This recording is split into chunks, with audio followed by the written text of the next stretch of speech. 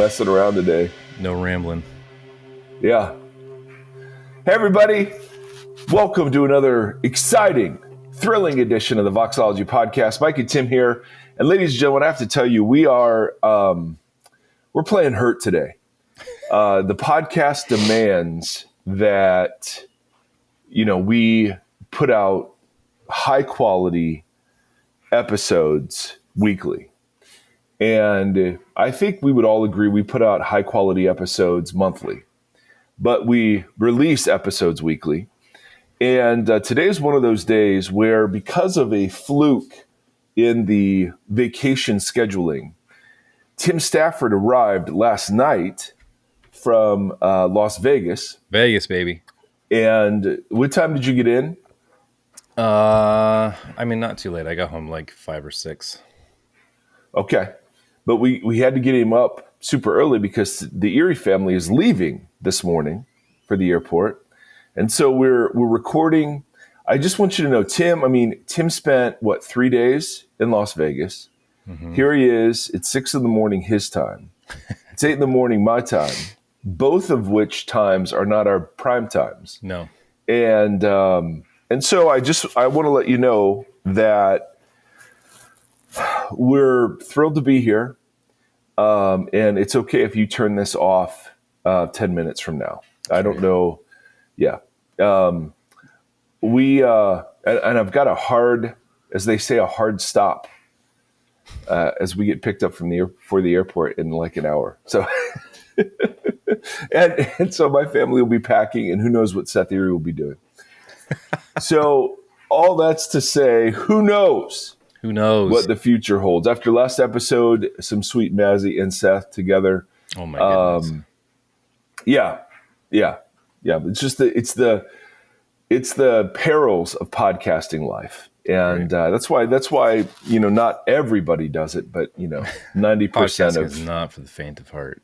Yeah, 90% of white middle-aged men do, and so anyway, we're just going to dive in today to Revelation. And, for those of you who still call it Revelations, shame on you. Yeah, we're like 13 episodes in now, so. Yeah, we're almost through chapter 3. So great job, guys, flying through this.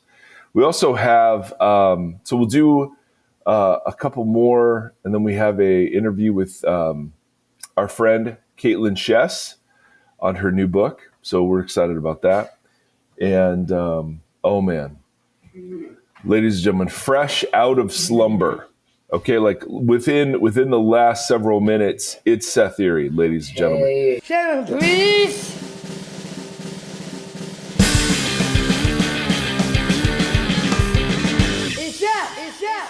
Hey, Voxology, back at YouTube. Oh, Voxology Podcast YouTube. Please hit the subscribe button. Hit the subscribe button. That's right, Seth. You know how to drive this thing.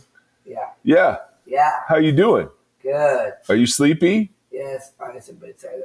I go over to California. I'm super tired, but I go to California today. That's right. Well, Seth Erre makes it a habit. But that last night, just because he came home really late and had to go straight to bed. And so he wakes up in the middle of the night and decided, hey, I didn't get to enjoy all the things of my house. So he was up so much last night, drinking chocolate milk and playing with the floppy. So we got an extra tired Seffy today. Yeah. But we're going to the airport. It's going to be great. Yeah. Yep. I see me. Yep, me. You. Yeah. And you. That guy. I know. We're going to see Stafford, huh? Yes. It's going to be great. And a different Tim. And a different Tim. Yeah. We got multiple Tims lined up on this trip. It's going to be fantastic. Yes. All right. Now, Seth Erre, we're going to dive right in. Oh, dive in? Yeah, right to the book of Revelation. Revelation. Yeah, Revelation. Here goes. Here we go, ladies and gentlemen. So last episode, we looked a bit at the idea of power and how political power or a certain vision of American power can sort of creep into the church. And this, I mean, there's nothing earth-shattering about this. This is not things that I think if we're paying attention, these aren't shocking. Oh my goodness, I never considered that. Right. Same with money. As we look at two of the churches in Revelation today, one is rich and yet it is poor, and one is poor and yet it is rich. And so we're going to meet the church in Smyrna,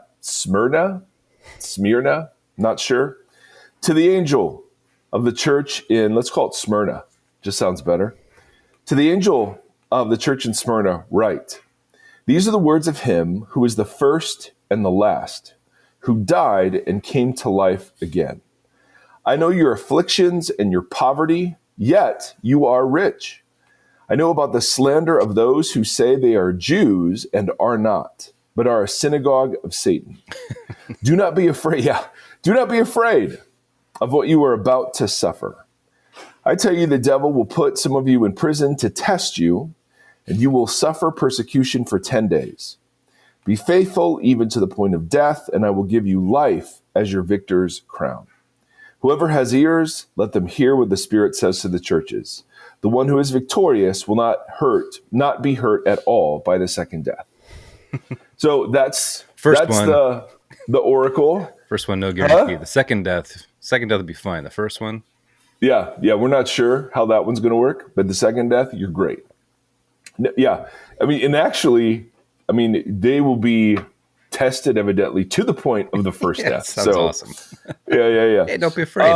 So let's go through this a little more slowly and make just some comments.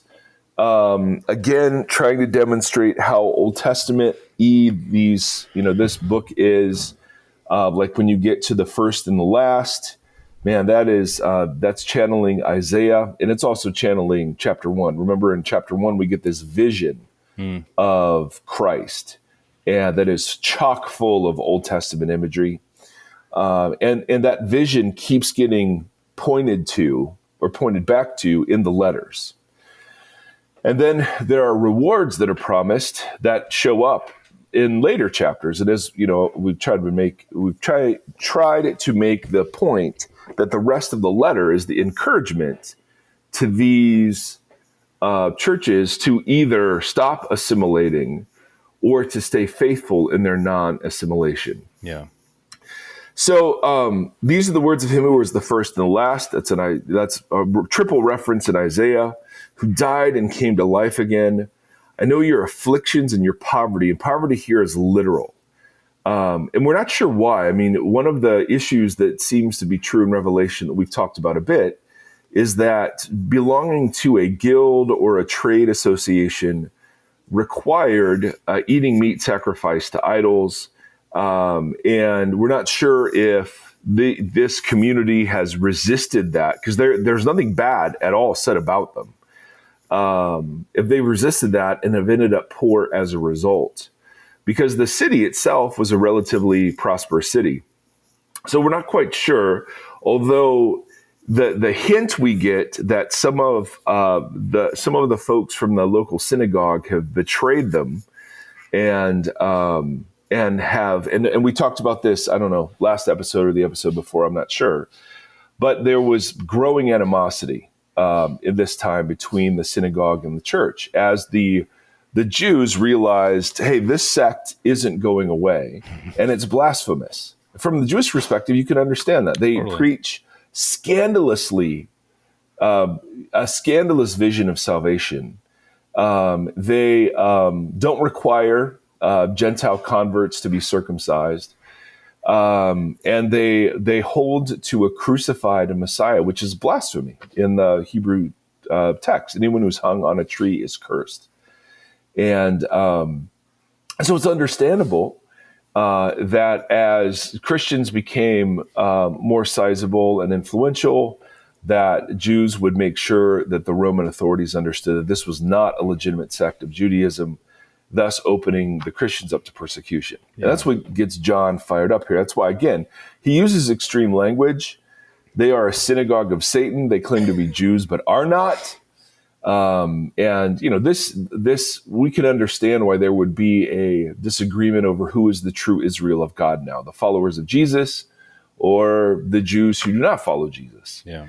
And it's unfortunate that some of this language over the course of history has been weaponized, like brutally in anti-Semitic ways. Yeah. And, that was not John's rhetorical function at all in this language, because he's always talked about where Satan has his throne in reference to pagan gods.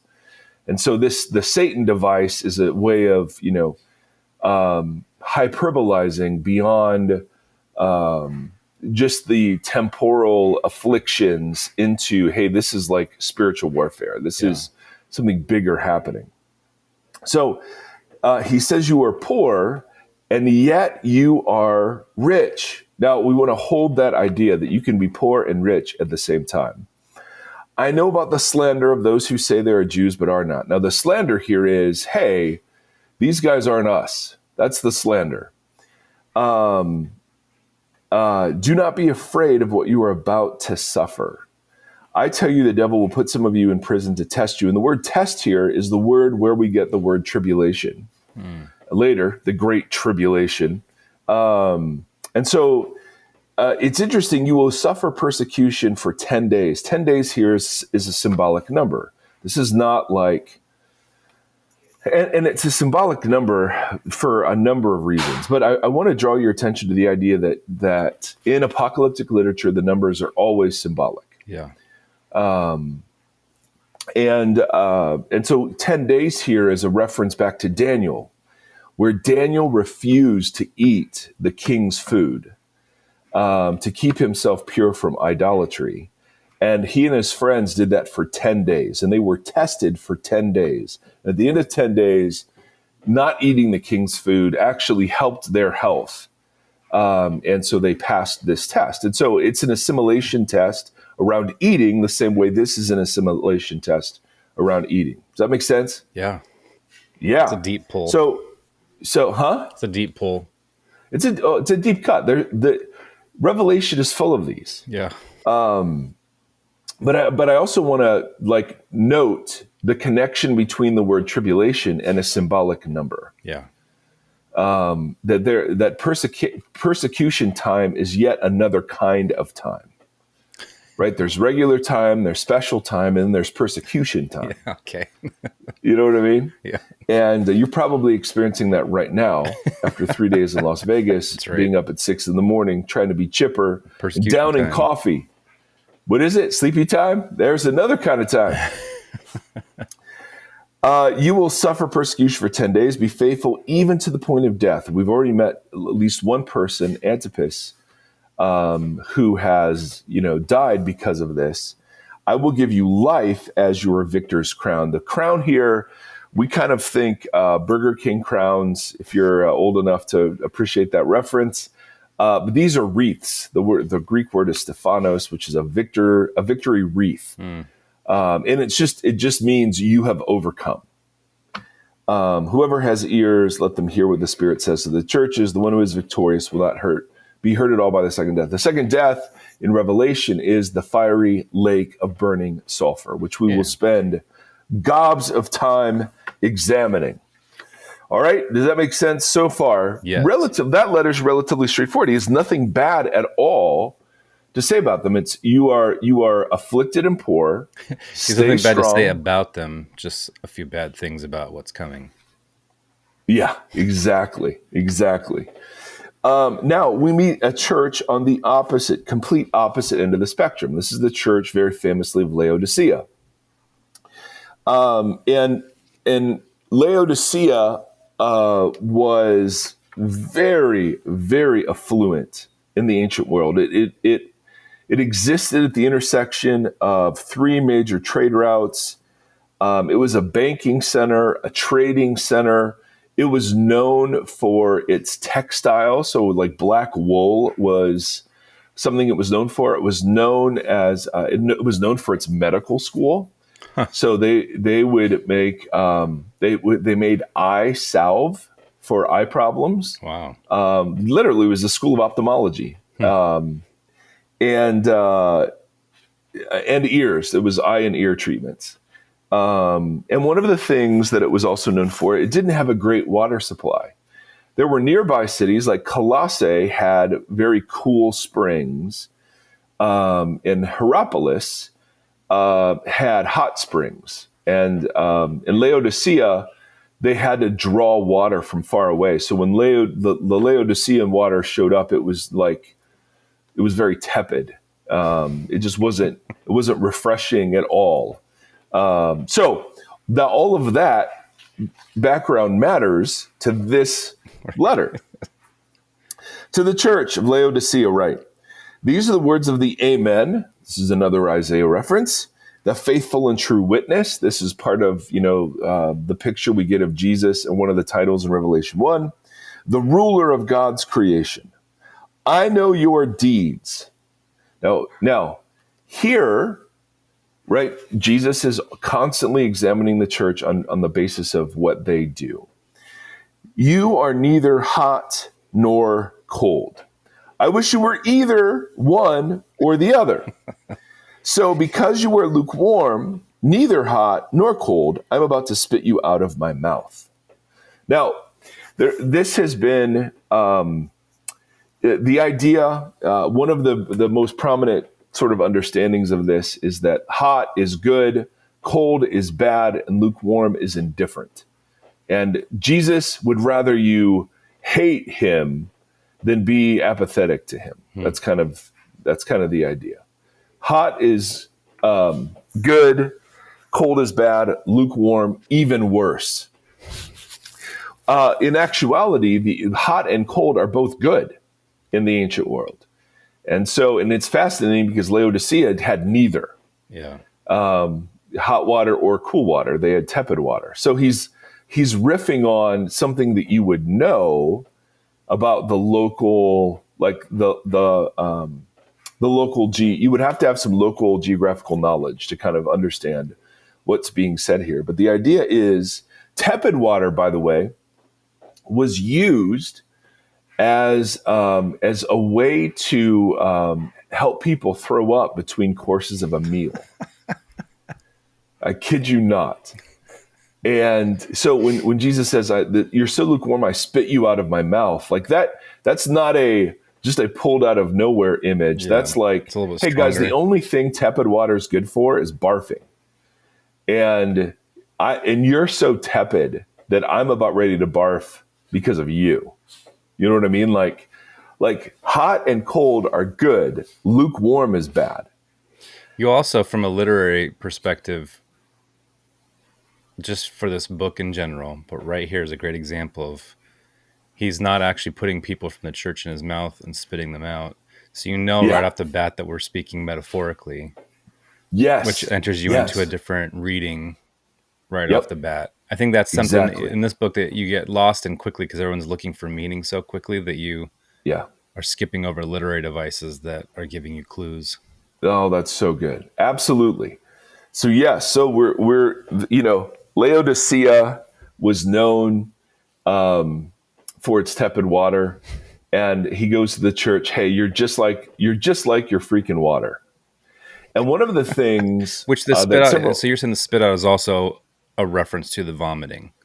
So it's not just like but there's actually like a physical. Yeah. It's called an anemic with an E, like it, or I think that's how you would pronounce it. But it's something that aids. And this is horrifying, but in Roman feasting, often you would try to make yourself vomit between courses so you could enjoy. Reading that. Yeah, so great. And there was at like buckets at the table or something, right? It was like a right. Yeah. Yep. And tepid water evidently was used to aid in that process. So when Jesus they get this is letter, saying, they're just like, "Dang, John!" Like you're. Yeah, I mean this is a pretty strong denunciation, right? So because you are lukewarm, neither hot nor cold, I'm about to spit you out of my mouth. That's all you're good for. And the thing that we're going to see is that the issue with lukewarm is that lukewarm doesn't contrast at all to its environment, right? Lukewarm just reflects whatever conditions it's in. Right. And the church is in no way a contrast church. It's that the church we just read about, right? That was a church that was holding on through poverty and affliction. This is a church that just tastes like everything else. Yeah. There's no difference. There's no contrast. Hot is healing water. Cold is refreshing water. Lukewarm is barf water. And so, there's nothing that is contrasting about this church. So I mean, that is like the harshest denunciation. Then we see why. He gets into why. He said, you say, quote, I am rich. I have acquired wealth and do not need a thing. Boom. Things you never want to say in God's economy. But you do not realize that you are wretched, pitiful, poor, blind, and naked. All right, now, all of these words are words that would be offensive in the Laodicean context, right? They're famous for their clothing, so no one would be naked. They're famous for their eye cures, so no one would be blind. They're affluent, so they wouldn't be poor or pitiful or wretched. And notice the difference. To the church in Smyrna, it's you are poor, yet you are rich. Here, you are rich, and yet you are poor. And yet you are wretched, pitiful, poor, blind, and naked. Yes. I counsel you to buy from me gold refined by the fire that takes care of your poverty, so that you can become truly rich. And white clothes, not black clothes, which is what they were known for, but white clothes to wear, so that you can cover your shameful nakedness. And salve to put on your eyes so you can see. So instead of Laodicea providing those things, trust me for those things, right? It's just a genius. Yeah.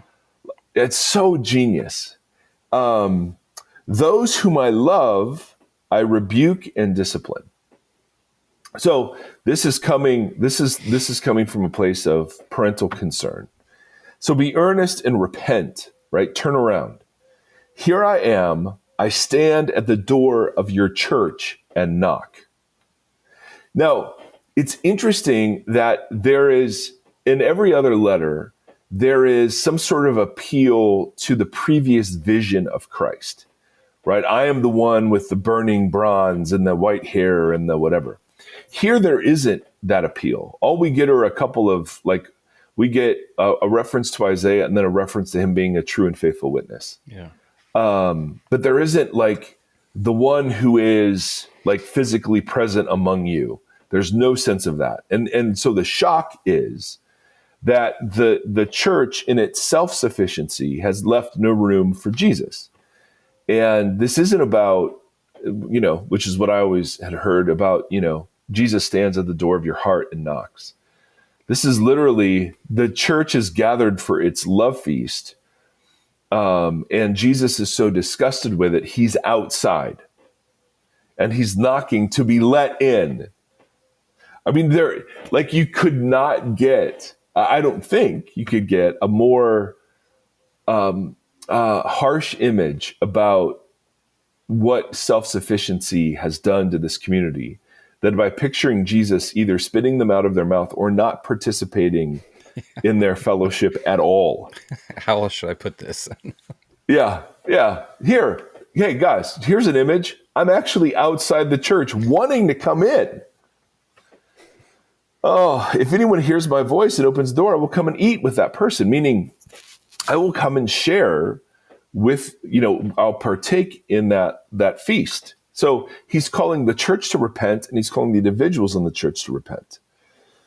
To the one who is victorious, I will give the right to sit with me on my throne, just as I was victorious and sat down with my Father on his throne. This is channeling Psalm 110.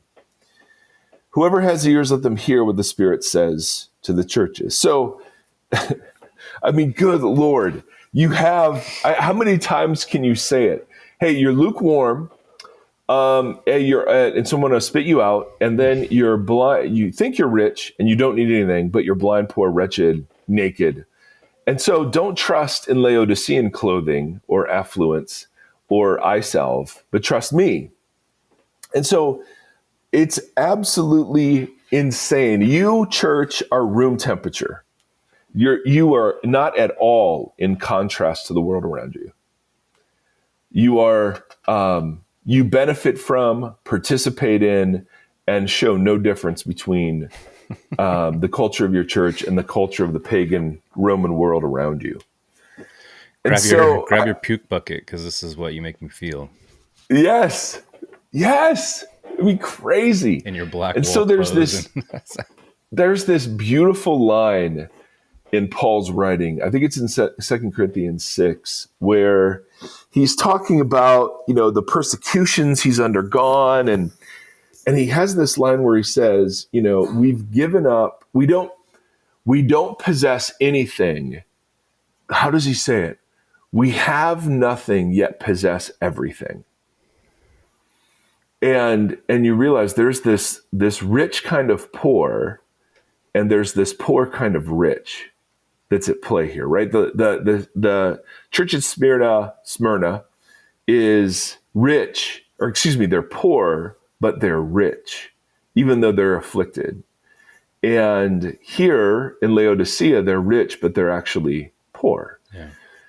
And if they're, and a lot of, commentators note this, if there's one church that lines up pretty well with the American church in the 21st century, it's this one, because of the lure of an access to unprecedented affluence. Which we've again distorted into blessing, similarly to... Yes, exactly or right. Favor maybe is a better... Well, that's it, right? So it often in the Old Testament anyway, wealth was a sign of God's blessing. Mm-hmm. But there are these counter examples, like the book of Job and others, where that's not always true. And so you have this picture of a church that probably thought of itself as doing, we're killing it, guys. And yet in its self-sufficiency, it's actually removed Jesus. You know what I mean? Yeah. And I'm like, wow, if there isn't a better picture of the churches that I have been a part of, and it's easy to take shots. I've been a church leader, and so I'm part of the problem. I'm not shooting here as like, somebody who's standing oh so holy away from the church going, man, that thing really sucks. I'm saying, as one who has led and taught and been involved for like a long time, this is like, when we talk about money, sex, and power, like there is something to this where the American church, and you hear it whenever Americans go on missions trips, which I that makes me want to vomit. They'll come back and say, man, they just had nothing, but they were so joyful. Yeah. Oh, I just want to punch something when I hear that. Because we get to come back to our nice affluent society, having learned, oh, okay, well, these poor people aren't so bad. Well, you see this an open invitation to repentance in this regard. Yes. And with you just like, I'm at the door, like, yes, I'm not in there, but I am knocking and waiting. Yes. Like, it's not like it's just a complete condemnation. Yeah. It's like, hey, you're missing it. You're missing me, which is supposed to be the point. Oh, it's not a complete condemnation. It's actually, the point is an invitation. Right. But the language gets so bold that when we read it sometimes, it's just like, you did, like, No. This is all designed because they're deluded about their spiritual stature. They need the eye salve. Yeah, exactly. They're blinded. They live in a city that boasts you can fix eyes, and yet they can't see clearly. Right. Totally right. And so, this is invitation. And this is always what Jesus does when he rebukes. Right. I mean, he's not, it's never, ever from a place of, like, one of the guys we've had on the podcast before, Mark Baker, distinguishes between disintegrative shaming and reintegrative shaming in the ancient world. And reintegrative shaming is shaming designed to bring somebody back into community. Disintegrative shaming is designed to keep somebody out and away from community. And so this is Jesus inviting, begging, trying to convince them. It's what he does sometimes with the Pharisees and the teachers of the law. You guys think you're so righteous, but you're not. Yeah. To Laodicea, you think you are all that, and you're not. And what's blinded you is your affluence. Yeah. And so when I look at the church, or even look at my life, right? Why do I struggle with praying for things? Well, partially because why would I pray for daily bread when I can go buy some? Right? Why should our churches pray when we have multi-million dollar budgets and staff salaries and health plans, and all of those are great. And that's not the point. Isn't that the point? Is that because we're not in touch with our dependency in the same way that we lend, it lends itself to our being blind too. Yeah, it's not impossible for a rich man to get into heaven. It's just more difficult. Exactly. That's it. And that's the Bible's teaching on riches. Yeah. And the fact that none of us listening to this would go, yeah, I'm rich, is the problem. Right. I mean, one of the things I try to tell my kids when they talk about, someone's parents are like super rich or whatever, I'm like, well, that's us. That's us. Yeah, to the Here, rest let's of the put our income into the global calculator and see what percent we are. Surprise. Yeah. We are super rich. Yeah. And the idea that can stay neutral and not form us or corrupt us in some way, that's part of the lie too. Is that A, we're not rich. That's not true. B, and I'm not saying real poverty doesn't exist in America. It absolutely does.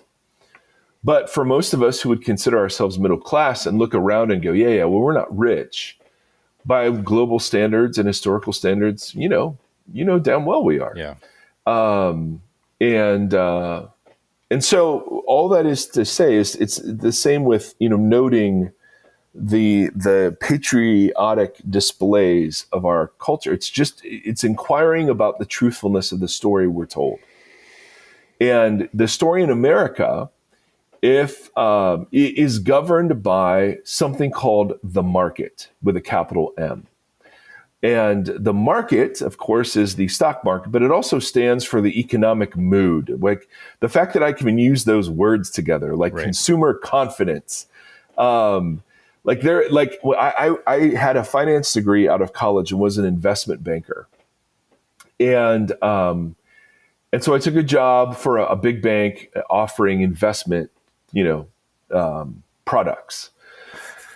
And I was shocked to realize, all the stock market is a way of, it's a collective picture of the confidence of people towards individual companies. That's all it is. Totally. Yeah. And to show you how finicky it is. Yeah, I was blown away. And the way people would talk about the market, like the market is anxious, like the market is pleased with this, or the market is jubilant, or whatever. I mean, like human emotions were ascribed to the market. There's a guy, a very famous social commentator named Harvey Cox, who said, "For all the religions of the world, however they differ from one another, the religion of the market has become the more formidable rival, the more so because it is rarely recognized as a religion as such. The traditional religions and the religion of the global market hold radically different views of nature. In Christianity and Judaism, for example, the earth is the Lord's and everything in it. The Creator appoints human beings as stewards and gardeners, but as it were, the Lord retains the title to the earth. In the market religion, however, human beings, more particularly those with money, own anything they buy and with certain limits can dispose of anything they choose." And you're like, wow. And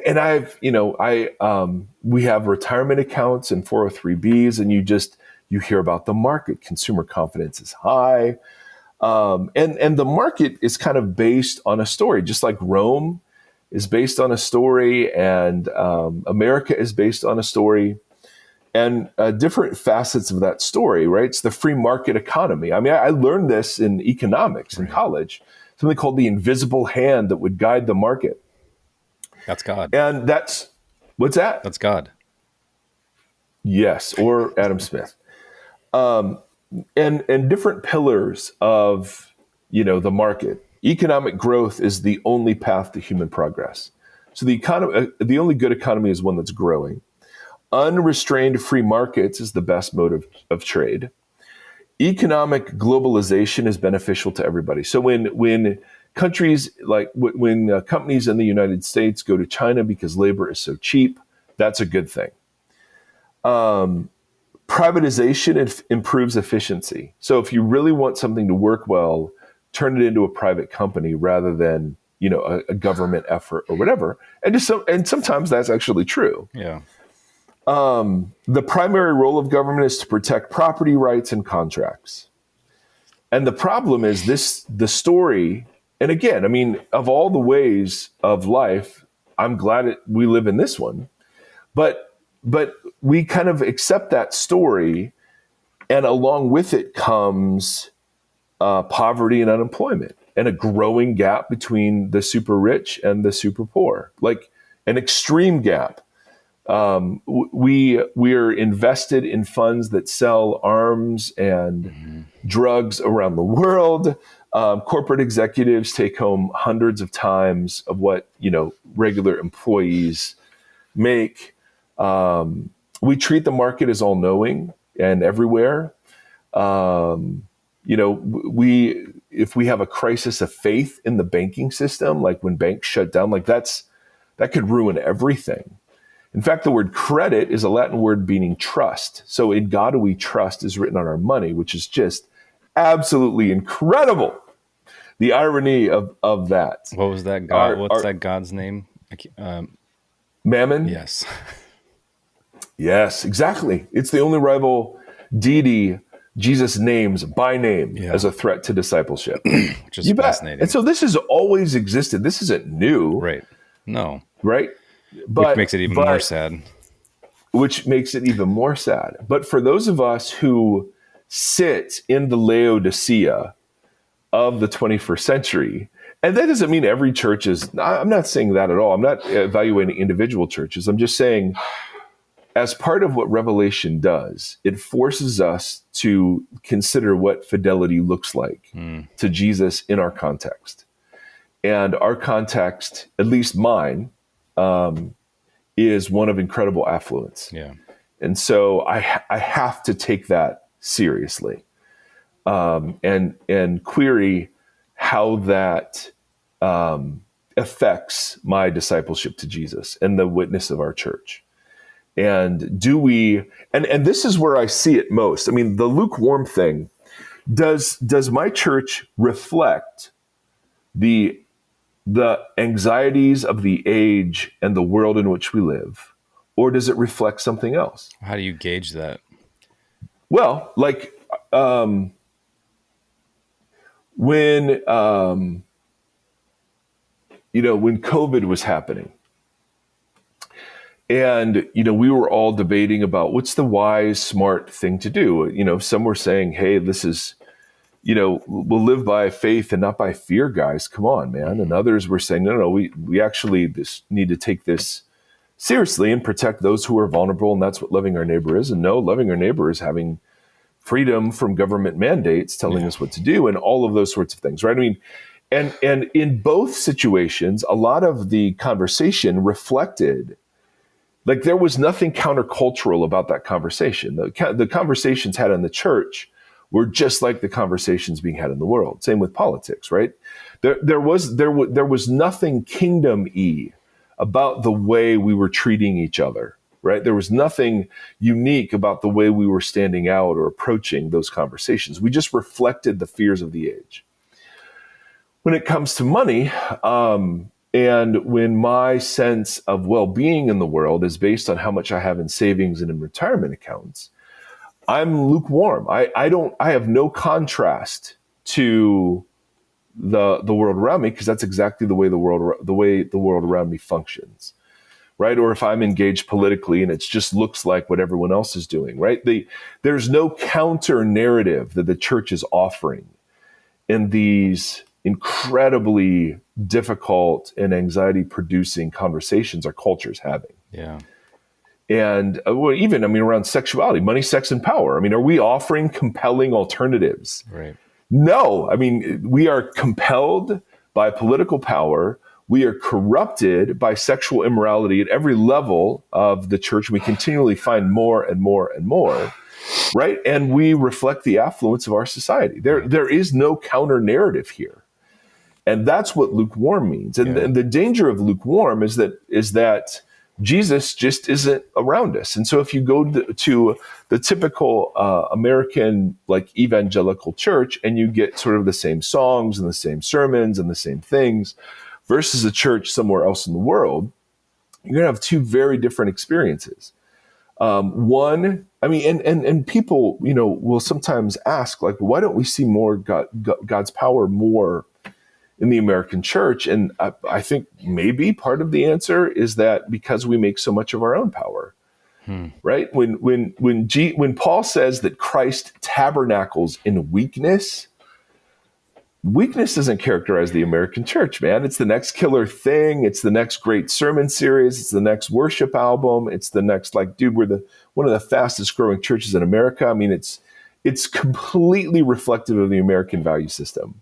Yeah. And again, I'm saying all of this because I've been guilty of it. Yeah. I'm not throwing something. I'm just saying, so what is required? And Jesus couldn't be clear about this, is repent. Repent, because you think you're rich. Yeah, well, what does poor. Repentance within what you just listed practically look like from a church perspective? Because we are wired to all those things that you just said are... Recentering the priorities of Jesus and the practice of the Sermon on the Mount. And then you just take everything... It's not just a posture, but a lens in which you look, okay, this is the new program we're going to do. This is the new sermon series we're going to do. This is the new, the way we're going to set up the seats in the you know what I mean? Is everything just kind of being looked at through that lens to say, is this a centered, focused approach? What does my church embody, not teach? What does my church embody about affluence in our, $100 million facility or whatever? What is our, and again, it's not bad to have $100 million. That's not I think the point. It's a really important conversation, because I think we do need an eye salve. We're not seeing clearly. It makes me think of WALL-E, where everybody is floating on their floating chairs, drinking their big soda drinks on their, little personal virtual reality things. Yeah. And no one's paying attention to each other, but it's built for comfort and that becomes the status quo. And until someone literally has the visor taken off of their eyes by WALL-E running into their little cart or whatever, they can't. And once they see, they're like, oh, wait, what? And so there's an interesting, no idea. You think you're floating along and doing the correct thing. You're going with the flow. You're doing everything according to the rules, and it's keeping a balance. Right. So it's just an interesting conversation to figure out how you course correct that on such a monumental level, but even just on these are my people Sunday level. Yeah. I don't know. I was thinking about all this in Vegas, because obviously Vegas is a pinnacle of, dude, it's just a monument to human greed. But there's the homeless population there, and it's 110 while we're walking around, and they're just trying to survive on the sidewalk. Everyone's just stepping around, walking around. And I don't know. There's just a lot of this sewn into a very American city. And then there's a lot of tourists from out of the country. And my buddy and I were just like, is this when they're like, we're going to go to America for vacation? Is this, there's not a lot for kids to do there. It's like, is this the epitome of America? Are we going to see the core of America? Yeah. So I don't know. It's just provoked a lot of different thoughts. That's it. That's the eye salve, right? You're in Vegas, but you're awake. Yeah. You're sober. You're paying attention. Yeah. That's what Revelation is a call to. So it starts with me. Right. How do I embody money, sex, and power, or embody the cultural narratives around that. And then it works its way into church, where how do we confront in, the direct and yet invitational way that Jesus does, the great idols of our world. And it's just like, what are the things you can't talk about in church? And those probably are the things that we need to talk about, in church. And so it's easy to take shots at the affluence of the American church, but to dig down into what are the visions of successful church that drive the fact that we spend most of the church's money to produce, a weekend event. Totally. That we, it's just like Vegas. I mean, I feel like Siegfried and Roy up there. I'm not going to lie sometimes. Just watch that tiger. Yeah, you got to watch out. I mean, so all this isn't, it's, for me, the line that gets me is being poor yet rich and being rich yet poor. And is it possible to own things but not really have them? And so I just sit and I look at all of the ways I comfort seek or convenience seek. And if you were to study my spending, or the spending of our communities, what is it?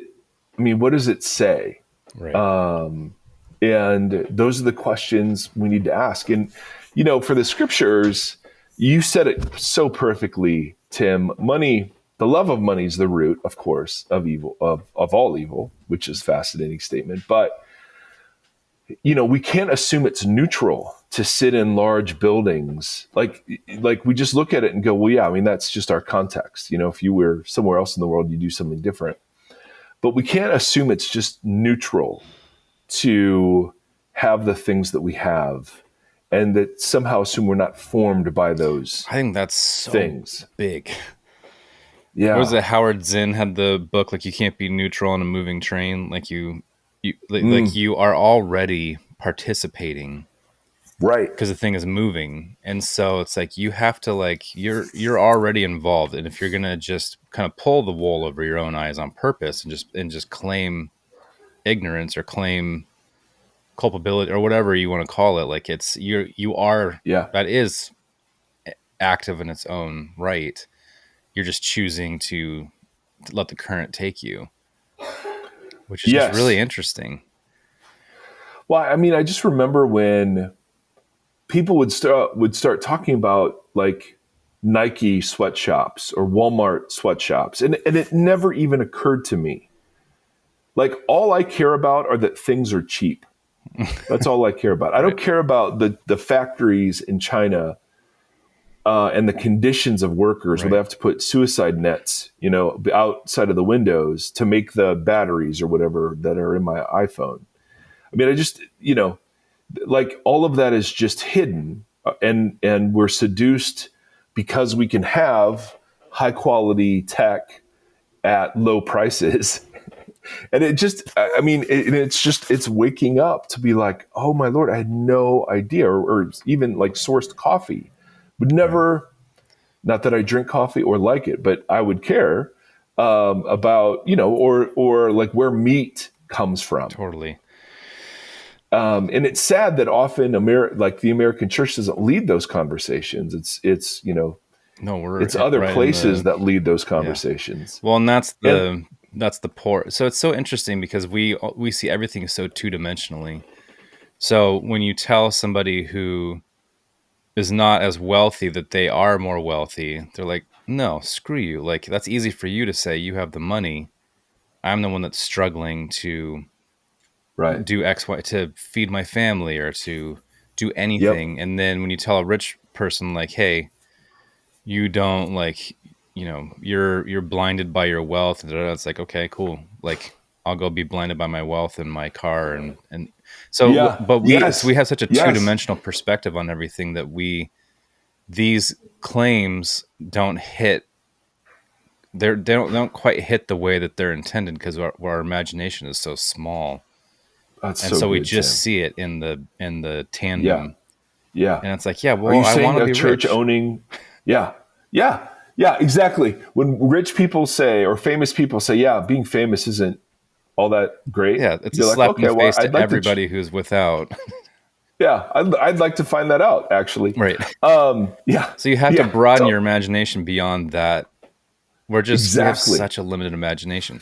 But even like what you say, like money is you said money is not the root, but the love of money is the root of evil. Yeah. Or whatever. You said something just recently, but it's funny again with Vegas because sex and power, you see the root of money in both of those things, just like to the utmost degree when you're wandering around out there. Yeah, these are not three separate things. No. Totally. It's the unholy trinity. Oh my goodness, it really is, man. And that's so good, Tim. The goal isn't to drive by big churches and go, oh, those, freaking Laodiceans. I'm so great. Getting my Smyrna mobile. That's perfect.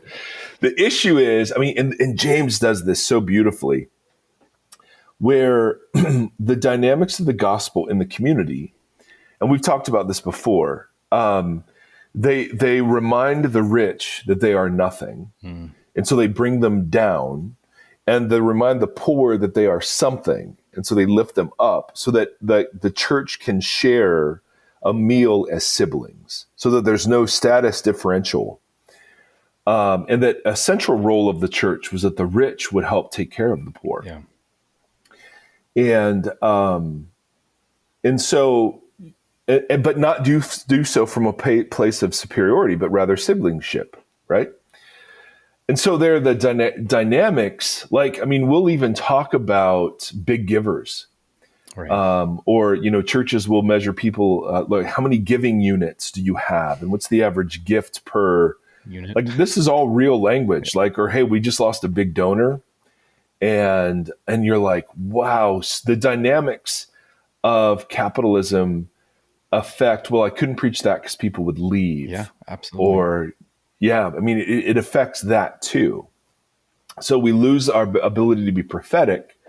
And Christian artists will tell you this, it's great to write songs that are meaningful that no one ever will sing. Right. But there's the desire to write songs that will sell. Yeah.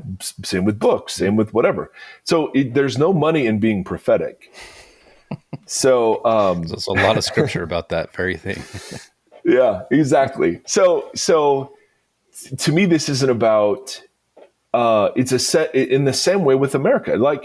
I'm so thrilled to be here, and yet, as my primary identity as a citizen in an alternative nation, the kingdom of God, I'm called, invited, commanded to examine the narratives and to offer the church of Jesus as a counter narrative. And so what does that look like when it comes to power? Well, it looks like service and humility and forgiveness and lament and weakness. What a mess. What does it look like when it comes to money? It looks like humility and so many of the commands to modesty are about rich women. Don't flaunt your wealth in front of the poor. It's so interesting because the church, America is not so when you talk about offering a counter narrative, and we talked about this last week, but when you're offering a counter narrative to the American identity, we're in such a time where the American identity is so important.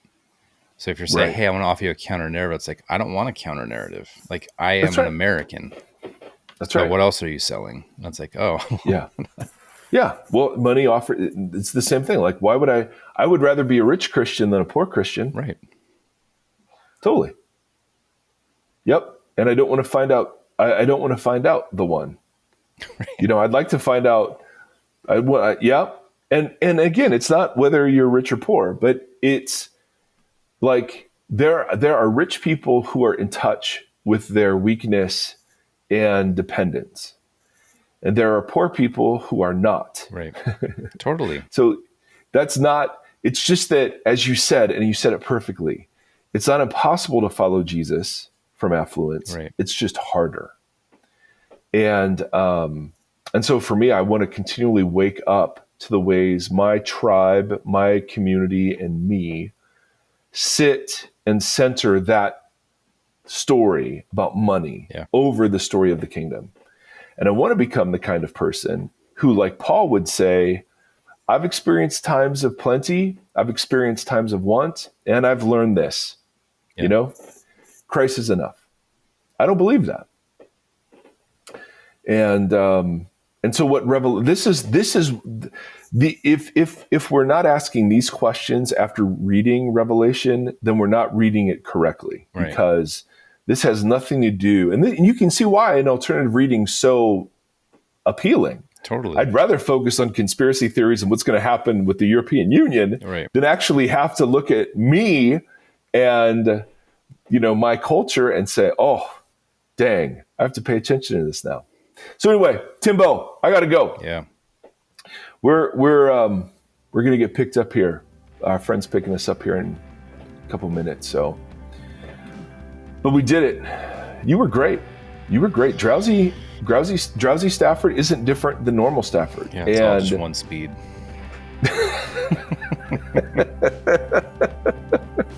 So anyway, friends, we appreciate you guys so much, and are very thankful we get to do this together. Till next time. Thank you for listening to this conversation. Voxology is a 501c3 nonprofit organization that is supported by listeners just like yourself.